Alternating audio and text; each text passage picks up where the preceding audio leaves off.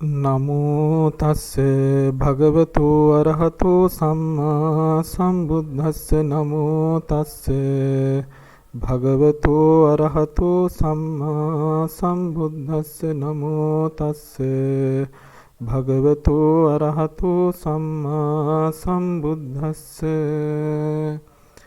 යෝ කප්පකෝටි හිපි අප්පමියං කාලං කරොන්තෝ අති දුක්ඛරානි කේදං ගතෝ ලෝක හිතාය නාතෝ නමෝ මහා කරුණිකස්ස තස්ස අසංබුද්ධං බුද්ධ නිවේසිතං යං භවා භවං ගච්ඡති ජීව ලෝකෝ නමෝ අවිජ්ජාදි කිලේශ ජාල විධංසිනෝ ධම්ම වරස්ස තස්ස ගුණේහි යෝ සීල සමාධි පඤ්ඤා විමුක්ති ඥානප්පබුති යුත්තෝ කිත්තං ජනානං කුසලත්තිකානං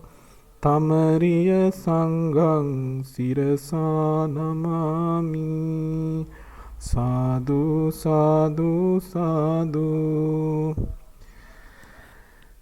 ගෞරවනීය මහා සංඝරත්නයන් අවසරයි. ශ්‍රද්ධා බුද්ධි සම්පන්න කාරුණික පින්නතුනි, ත්‍රිපිටක ධර්ම අධ්‍යයනය YouTube channel ඔස්සේ අප ඔබ වෙත ගෙන එන විනය පිටක අධ්‍යයනය පාඩම් මාලාවේ දෙවන පාඩම තමයි අපි මේ විදිහට ආරම්භ කරන්න බලාපොරොත්තු වෙන්නේ.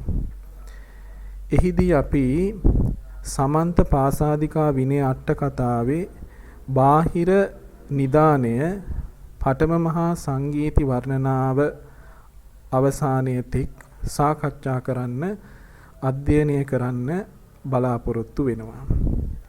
විනය පිටකය අධ්‍යයනය කිරීම පිළිබඳව කතා කරද්දී විනය පිටකය කියන්නේ පාරාජික පාළි, පාචිත්‍ය පාළි, මහා වග්ග පාළි, චුල්ල වග්ග පාළි, පරිවාර පාළි කියලා ග්‍රන්ථ පහකින් යුක්ත පිටකයක් බව අපි කලිනුත් සිහිපත් කළා.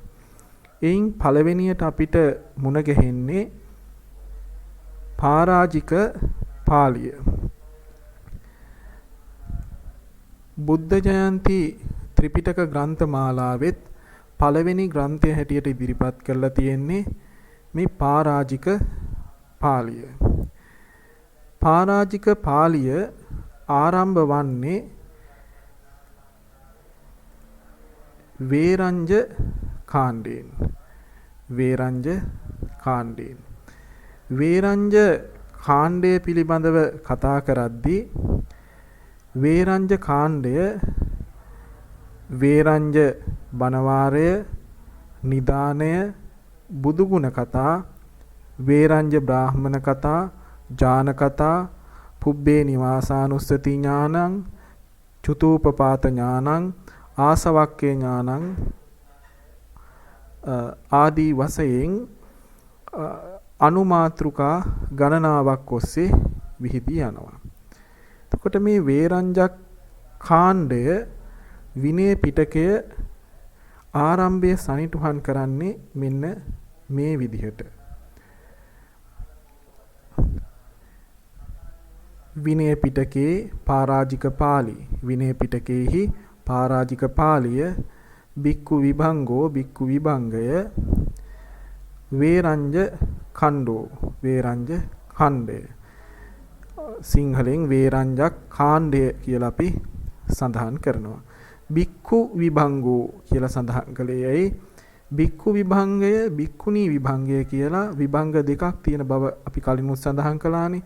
එයින් බික්කු විභංගය තමයි මේ ආරම්භ වෙන්නේ. භික්ෂූන් වහන්සේලා සඳහා පනවන ලද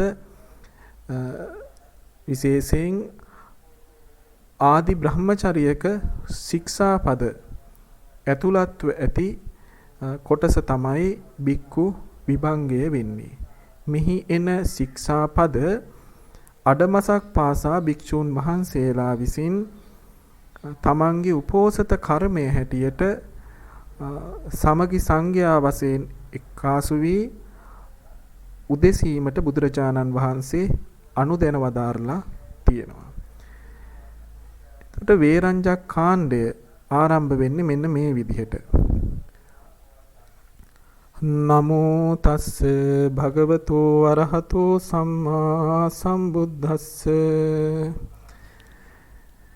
තේන සමයේන බුද්ධෝ භගවා වේරංජායන් විහෙරති නලේරු පුචිමන්ද මූලේ මහතා බික්ඛු සංඝේන සද්ධින් පංච මත්තේහි බික්ඛු සතේහි අස්සෝසිකෝ වේරංජෝ බ්‍රාහ්මනෝ සමනෝ කලු භෝගෝතමෝ සක්්‍ය පුත්තෝ සක්්‍ය කුලා පබ්බජිතෝ වේරංජායන් විහෙරති නලේරු පුචිමන්ද මූලේ මහතා බික්ඛු සංඝේන සද්ධින් පංච මත්තේහි බික්ඛු සතේහි තංකෝපන භවන්තං ගෝතමං එවං කල්යානෝ කිත්ති සද්ධෝ අබ්බුග්ගතෝ ඉතිපිසෝ භගවා අරහං සම්මා සම්බුද්ධෝ විඤ්ඤාචරණ සම්පන්නෝ සුගතෝ ලෝකවිදු අනුත්තරෝ පුරිස ධම්මසාරති සත්තා දේව මනුස්සානං බුද්ධෝ භගවා සෝ ඉමං ලෝකං සදේවකං සමාරකං සබ්‍රහ්මකං සස්සමන බ්‍රාහ්මනින් පජං සදේව මනුස්සං සයං අභිඤ්ඤා සච්චිකත්වා පවේදේති සෝ ධම්මං දේසේති ආදි කල්යාණං මජ්ජේ කල්යාණං පරියෝසాన කල්යාණං සාත්තං සබ්භ්‍යංජනං කේවල පරිපුන්නං පරිසුද්ධං බ්‍රහ්මචරියං ප්‍රකාසේති සාධුකෝපන තථා රූපානං අරහතං දස්සනං හෝති තී. මෙන්න මේ විදිහට තමයි මේ වේරංජ කාණ්ඩයෙන් විනය පිටකය ආරම්භ වෙන්නේ. මෙම වේරංජ කාණ්ඩය අධ්‍යයනය කිරීමේදී අපි කලිනුත් සඳහන් කරා නැවත අපි මෙහි මේ දැක්වෙන පටුනට ගියොත් දැක ගන්න පුළුවන්. ඒ තියෙනවා වේරංජ බණවරය, නිදානය, බුදු ගුණ කතා, වේරංජ බ්‍රාහ්මණයා පිළිබඳ කතාව, ඥාන කතා, ධාන පිළිබඳ කතාව, පුබ්බේ නිවාසානුස්සති ඥානං, පුබ්බේ නිවාසානුස්සති ඥානය පිළිබඳව, චුතූපපාත ඥානං, චුතූපපාත ඥානය පිළිබඳව, ආසවක්ඛය ඥානං, ආශ්‍රවක්ෂය කර ඥානය පිළිබඳව, වේරංජ බ්‍රාහ්මනස්ස සරණාගමනං, වේරංජ බ්‍රාහ්මණයා තිසරණ සරණ යෑම, වේරංජායන් වස්සා වාසාදි වාසනං, වේරංජාවෙහි වස් විසීමේ ආරාධනාව පිළිගැනීම, වේරංජායන් දුබ්බික කතා, වේරංජාවෙහි දුර්භීක්ෂය පිළිබඳව කතා ප්‍රවෘත්තිය, මහා මොග්ගල්ලානස්ස සීහනාද කතා, මහා මුගලන් තෙරුන් වහන්සේගේ සීහනාදය පිළිබඳව කතාව, සාරිපුත්තස්ස සික්ඛා පඤ්ඤත්ති යාචනා, සරියුත් මහරහතන් වහන්සේගේ ශික්ෂාපද පැනවීමට කරන ලද ආයාචනය පිළිබඳව කතාව, වේරංජ බ්‍රාහ්මනස්ස ධම්ම දේශනා, වේරංජ බ්‍රාහ්මණයාට ධම් දෙසීම, භගවතෝ ජනපද චාරිකා, වේරංජාවෙන් පිටත් වෙලා භාග්‍යවතුන් වහන්සේ ජනපද චාරිකාවේ හැසිරීම කියන අනුමාතෘකා ගණනාවක් මෙහි තියෙනවා. එතකොට මේ වේරංජ කාණ්ඩය අධ්‍යයනය කිරීමේදී ඇත්තට මේ කාරණේ ඉදිරියට සිද්ධ වෙන්නේ ඒ අධ්‍යයනය කිරීමේදී නම් ඔබට හොඳටම අවබෝධ වේවි. දැන්ට කෙටියෙන් අපි කියනවා නම් මේ කොටස තුල ඔබට කිසිදු ශික්ෂාපදයක් ඉගෙන ගන්නට ලැබෙන්නේ නැහැ. එතකොට විනය පිටකයේහි මූලික කාර්යය තමයි ශාසනික උන්නතිය, චිර පැවැත්ම, සංඝයාගේ සුව පහසුව සහ මනා වූ සිල්වත් බව පිණිස උපකාර වෙන මේ ශික්ෂාපද පිළිබඳව බුදුරජාණන් වහන්සේ කරන ලද පැනවීම්, අවවාද, අනුශාසනා ඉදිරිපත් කිරීම. එතකොට එවැනි කාර්යයක් සිද්ධ නොවන මේ වේරංජ කාණ්ඩය කුමක් නිසාද විනය පිටකය ආරම්භ කිරීමේදී දක්වන්නේ කියන කාරණය කෙටියෙන් ඔබට ප්‍රකාශ කළොත් මේ තමයි ලෝතුරා බුදුරජාණන් වහන්සේ විසින් ශික්ෂාපද පැනවීමට තමන්ගේ ශ්‍රාවක භික්ෂු භික්ෂුණීන් වහන්සේලා වෙනුවෙන් ශික්ෂාපද පැනවීමට හේතු වූ කාරණය සහ ඒ සඳහා තථාගතයන් වහන්සේට සරියුත් මහරහතන් වහන්සේ විසින් ආරාධනා කිරීම පිළිබඳව සඳහන් වෙන කොටස තමයි මේ වේරංජ කාණ්ඩය. එතකොට මේ ඉන් පසුව එන පරාජික කාණ්ඩය ආදී කොටස්වල ඇතුළත් වෙන විනය ශික්ෂාපද බුදුරජාණන් වහන්සේ විසින් දේශනා කළේ ඇයි? මක් නිසාද යන කාරණය මනාව පැහැදිලි වෙන කොටස තමයි මේ වේරංජ කාණ්ඩය. මේ විනය ශික්ෂාපද බුදුරජාණන් වහන්සේ පනවන්නේ මේ වේරංජාවේ වස්වසන කාලය තුල නෙමෙයි. බුදුරජාණන් වහන්සේ වේරංජාවේ වස්වසන්නේ 500ක් භික්ෂූන් වහන්සේලාත් එක්ක. ඒ වේරංජ බ්‍රාහ්මණයාගේ ආරාධනාව මත ඔබ මේ කතාව මේ වෙනකොටත් අහලා ඇති. බුදුරජාණන් වහන්සේ වේරංජාවේ වස්වසන්නේ 12 වෙනි වස් කාලය හැටියට. මේ වේරංජ බමුණා තිසරණ සරණ ගිය උපාසකයෙක් නෙමෙයි. නමුත් එතුමා බුදුරජාණන් වහන්සේ වේරංජාවට වැඩම කළාට පස්සේ බුදුරජාණන් වහන්සේගේ කීර්ති රාවය ගැන අහලා තියෙන නිසා බුදුරජාණන් වහන්සේ මුණ ගැහෙන්න යනවා මිසදිටු පුද්ගලයෙක් හැටියට.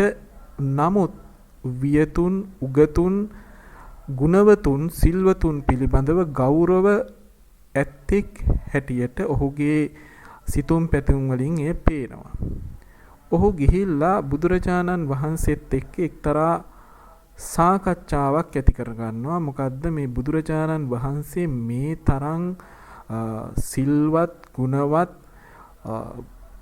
බුදු ගුණ 9ක් ලෝකේ විශාල වශයෙන් පැතිරිලා තියෙන, ජනතාවට ප්‍රසිද්ධියට පත් වෙලා තියෙන පුද්ගලයෙකුවත් ශාක්‍ය කුලය වැනි මහේශාක්‍ය කුලයකින් රජකම අතෑරලා පැවිදි වුණත් ඇතැන් නොමනාකම්, නොපනත්කම්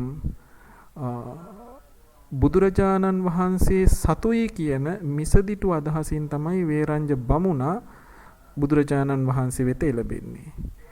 බුදුරජාණන් වහන්සේ හැසිරෙන ආකාරයෙන් ඔහුගේ ඒ මිත්‍යා දෘෂ්ටික අදහස් ඔහු හරි කියලා නිගමනයකට එළඹෙනවා.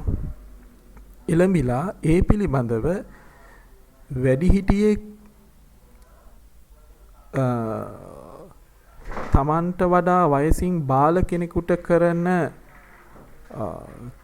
අවවාදාත්මක චෝදනාත්මක ස්වරූපයකින් බුදුරජාණන් වහන්සේ තුල ඔහු දැක්ක වැරදි කියලා ඔහු හිතපු කරුණු බුදුරජාණන් වහන්සේට ඉදිරිපත් කළාම බුදුරජාණන් වහන්සේ තමන් වහන්සේ ඔහු හිතන ආකාරයෙන් ඒ කරුණෙහිලා වැරදි නැති බව තමන් වහන්සේ නිවැරදි බව මනාව මේ වේරංජ බ්‍රාහ්මණයට ඒත්තු යන විදිහට කරුණු ගෙනහැර දක්වනවා. එහිදී බුදුරජාණන් වහන්සේ එක එක මතය ඛණ්ඩනය කරලා මේ චතුත්ථ ධානය දක්වා සිත දියුණු කිරීම, එයින් ත්‍රිවිද්‍යා උපදවා ගැනීම ආදී කරුණු පැහැදිලිව පිළිවෙලට දේශනා කිරීමෙන් අනතුරුව වේරංජ බ්‍රාහ්මණයා ලෝතුරා බුදුරජාණන් වහන්සේත් ධර්ම රත්නයත් සංඝ රත්නයත් සරණ ගොස් තිසරණ සරණ ගිය සදැහැති උපාසකයෙක් බවට පත් වෙනවා. උපාසක මහත්මයෙක් බවට පත්වෙච්ච මේ වේරංජාවේ බ්‍රාහ්මණතුමා බුදුරජාණන් වහන්සේට වස්වසන්න ආරාධනා කරනවා. නමුත් ඒ ආරාධනා කරලා එතුමා පිටව ගියත් එතුමාට මේ ආරාධනාව ගැන අමතක වෙනවා. අවාසනාවකට ඒ කාලෙම වේරංජාවේ විශාල දුර්භික්ෂයකුත් ඇති වෙනවා. මේ නිසා තමයි අර බුදුරජාණන් වහන්සේ ඇතුළු 500ක් භික්ෂු සංඝයාට අස්ව වෙලෙන්දන් පිරිසකකින් ලැබිච්ච යව ආහාරයට අරගෙන 3 මාසයක් ගත කරන්න වෙන්නේ. ඔය අතරේ මුගලන් මහරහතන් වහන්සේ බුදුරජාණන් වහන්සේ මුණ ගැහිලා 이르දි බලයෙන් භික්ෂු සංඝයාට සුව පහසුවෙන් ආහාර සම්පාදනය කරගෙන ගත කිරීමට තමන්ගේ 이르දි බලය යොදා ගත හැකි බව ඒ සඳහා අවසර දෙන ලෙස බුදුරජාණන් වහන්සේගෙන් ඉල්ලා සිටිනවා. නමුත් ඒ 이르දි ප්‍රාතිහාර පෑමට වඩා මේ වෙනකොටත් කිසිඳු වෙනසක් නැතුව ලද දෙයින් සතුටු වෙමින් තමන්ගේ ශාසනික ගුණ ධර්ම සම්පූර්ණ කරමින් තථාගතයන් වහන්සේත් එක්ක මේ 500ක් ස්වාමින් වහන්සේලා ගත කරන ජීවිතයේම මහා 이르දි ප්‍රාතිහාරයක් බව ඒත්තු ගන්නමින් ඒ ගුණය අගය කරමින් බුදුරජාණන් වහන්සේ මුගලන් මහරහතන් වහන්සේගේ ඉල්ලීම ප්‍රතික්ෂේප කරනවා. ඔය අතරේ සරියුත් මහරහතන් වහන්සේත් දිනක් වැඩම කරලා බුදුරජාණන් වහන්සේගෙන් විමසනවා තමන් වහන්සේට ඇති වෙච්ච එක්තරා ගැටලුවක් निराකරණය කරගන්න මේ බුදුරජාණන් වහන්සේලා අතීතයේත් වැඩ හිටියා. සියලුම බුදුරජාණන් වහන්සේලාගේ ශාසන එක හා සමානද? සෑම ශාසනයක්ම දිගු කලක් පැවතුනාද? නැත්නම් සමහර ශාසන දිගු කලක් පැවතිලා සමහර ශාසන කෙටි කලකින් අන්තර්ධාන වුණාද කියන කාරණේ විමසනවා. ඔය විමසපු අවස්ථාවේදී බුදුරජාණන් වහන්සේ විපස්සී සිකී වෙස්සබූ කියන බුදුරජාණන් වහන්සේගේ ශාසන කෙටි කාලකින් අතුරුදහන් වුණු බවත් කකුසඳ කොණාගම කාශ්‍යප කියන බුදුරජාණන් වහන්සේලාගේ සම්බුද්ධ ශාසන පරම්පරා වශයෙන් ඊට වඩා දීර්ඝ කාලයක් පැවතිච්ච බවත් ප්‍රකාශ කරනවා. සරියුත් මහරහතන් වහන්සේ මේ වෙනසට හේතුව ඇහුවහම ප්‍රධාන හේතුව හැටියට බුදුරජාණන් වහන්සේ දක්වන්නේ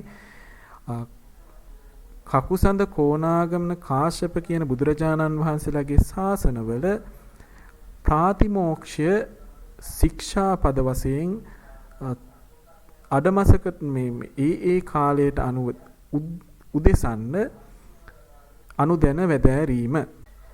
ඒ ශික්ෂාපද පැනවීම නිසා ඒ ශාසනයන් අර විපස්සී සිකී වෙස්සබූ කියන බුදුරජාණන් වහන්සේලාගේ ශාසනවලට වඩා වැඩි කලක් පැවතුණා කියලා සරියුත් මහරහතන් වහන්සේට බුදුරජාණන් වහන්සේ පැහැදිලි කොට දෙනවා. ඒ කාරණය ශ්‍රවණය කරන මේ ශාසනයේ අග්‍රශ්‍රාවක තනතුරු දරපු නිරන්තරයෙන් ශාසනයේ උන්නතිය වෙනුවෙන් ක්‍රියා කළ මේ සරියුත් මහරහතන් වහන්සේට ස්වභාවයෙන්ම අදහසක් නැගී එනවා අනේ අපේ ලෝතුරා බුදුරජාණන් වහන්සේත් ශික්ෂාපද පනවනවා නම් මේ බුද්ධ ශාසනය බොහෝ කලක් පවතීවි කියලා. ඒක නිසා උන්වහන්සේ බුදුරජාණන් වහන්සේගෙන් ආයාචනා කරනවා ශික්ෂාපද පනවන්න. දැන් මේ සරියුත් මහරහතන් වහන්සේ ඒ වෙලාවේ කිසි භික්ෂුවක් කිසි වරදක් කරලා නැහැ. හැමදෙනාම බොහෝම සංයමයෙන් ධමණයෙන් යුක්තව ගත කරන අවස්ථාවක අර ශික්ෂාපද පැනෙවුවොත් ශාසනය දිගුකල් පවතිනවා කියන කතාව බුදුරජාණන් වහන්සේගෙන් අහපු නිසා ඇතිවිච්ච සිතුවිල්ල මත ආරාධනාවක් කරනවා. ඒ වෙලාවේ මේ භික්ෂු සංඝයා කැඳවලා අර අතීතයේ වැඩ හිටපු කකුසඳ කෝණාගමන කාශ්‍යප කියන බුදුරජාණන් වහන්සේලා විසින් පනවන ලද පරිදි ශික්ෂාපද දැන් භික්ෂු සංඝයාට පනවන්න කියලා ආරාධනයක් කරනවා. ඒ වෙලාවේදී ලෝතුරා බුදුරජාණන් වහන්සේ ආරාධනාව ප්‍රතික්ෂේප කරනවා. ඒ මොහොතට සම්පූර්ණයෙන් ප්‍රතික්ෂේප කරන්නේ මේ. නමුත් මේ ඒ අවස්ථාව නෙමේ සාරිපුත්ත ඉවසගෙන ඉන්න සුදුසු අවස්ථාවම තථාගතයන් වහන්සේ විසින් ශික්ෂාපද පනවයි. ඔබ තථාගතයන් වහන්සේ උත්සාහ කරවන්න එපා ශික්ෂාපද පනවන්න කියලා. මොකද ඔබ උත්සාහ කෙරෙව්වයි කියලා තථාගතයන් වහන්සේ හිතපු වෙලාවට ඔබට අවශ්‍ය කරන වෙලාවට ශික්ෂාපද පනවන්නේ නැහැ. මක්නිසාද ඔබට මෙන්න මේ වෙලාවේ මේ කරුණෙහිලා ශික්ෂාපදයක් පැනවිය යුතුයි. අතීතයේ වැඩ සිටියා වූ අනාගතයේ පහළ වෙන්නා වූ බුදුරජාණන් වහන්සේලා මේ ශික්ෂාපදය පනවන්නේ මෙන්න මේ ආකාරයෙන්ුයි. මෙය මෙබඳු අවස්ථාවක් දැන් ශික්ෂාපදයක් පැනවිය යුතුයි. එය මෙසේ විය යුතුයි කියලා දැනීමේ හැකියාවක් උඩත් පිරිසෙන් අග්‍ර ශ්‍රාවක සාරිපුත්‍ර මහරහතන් වහන්සේට ධර්මසේනාධිපති සාරිපුත්‍ර මහරහතන් වහන්සේටවත් ඇත්තේ නැති බව අඟවමින් බුදුරජාණන් වහන්සේ එය තමන් වහන්සේම සිදු කළ යුත්තක්. තමන් වහන්සේම අවස්ථාව දන්නවා. ඒ අවස්ථාවේදී තථාගතයන් වහන්සේ ශික්ෂාපද පනවයි. එතෙක් ඔබ ඉවසීමෙන් බලාගෙන ඉන්න කියලා සරියුත් මහරහතන් වහන්සේට දන්වනවා. මෙන්න මේ කාරණය ශික්ෂාපද උදෙසීමට පෙර ශ්‍රාවකයා විසින් දත යුතුයි. මේ ශික්ෂාපද කාගේවත් ආරාධනාවක් නිසා පැනෙව්වා නෙමෙයි. අතීතෙත් කවුරුත් කරලා තියෙන හින්දා කළා නෙමෙයි. අවස්ථාව පැමිණි නිසා ලෙඩක් හැදුනහම ලෙඩට බෙහෙත් දිය යුතුයි. ඒ වගේ අර්බුදයක් ඇති වුනහම තවදුරටත් ඒ සිද්ධ නොවීම සඳහා පිළියමක් කළ යුතුයි. ඒ නිසයි තථාගතයන් වහන්සේ මේ ශික්ෂාපද පැනෙව්වේ. මේ ශික්ෂාපද පැනවිය හැක්කෙත් ලෝතුරා බුදුරජාණන් වහන්සේට පමණයි. ඒක නිසා මේ විනය පිටකේ කිසිම තැනක සරියුත් මහරහතන් වහන්සේ ධර්මසේනාධිපතින් වහන්සේ පනවන ලද ශික්ෂාපදයක් නැහැ. මේ විනය පිටකේ කිසිම තැනක දෙවනි අග්‍ර ශ්‍රාවකයන් වහන්සේ වෙච්ච මුගලන් මහරහතන් වහන්සේ පනවපු ශික්ෂාපදයක් නැහැ. මේ විනය පිටකේ කිසිම තැනක මේ බුද්ධ ශාසනයේ පළවෙනි ශ්‍රාවකයා වෙච්ච චිරරාත්‍රඥයන් අතරින් අග්‍රස්ථානයට පත්වෙච්ච කොණ්ණඤ්ඤ මහරහතන් වහන්සේ පනවපු ශික්ෂාපදයක් නේ.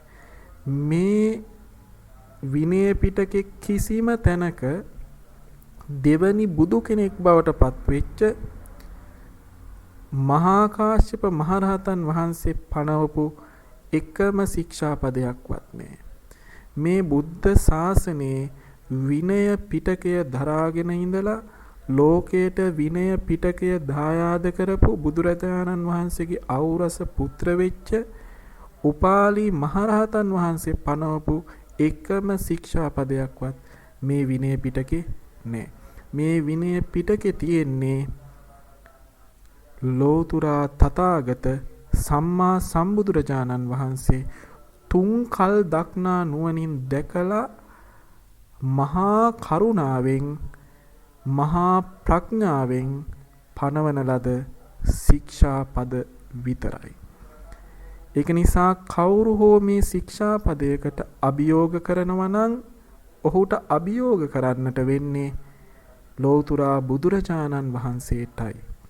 කවුරු හෝ මේ ශික්ෂාපදයක් අවලංගු කරනවා නම් ඔහුට අවලංගු කරන්න වෙන්නේ ලෝතුරා බුදුරජාණන් වහන්සේවයි.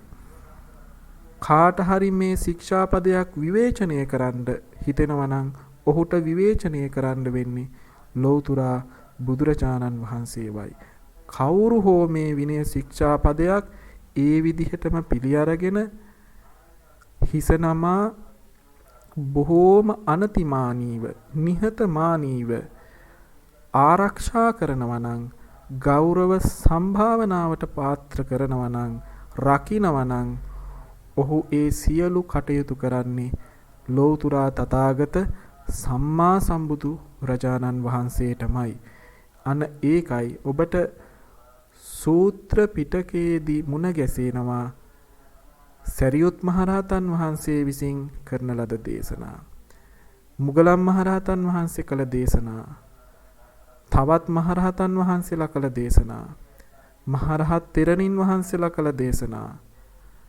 ඒ මගඵල ලැබපු සිව්වණක් පිරිස විසින් කරන ලද දේශනා.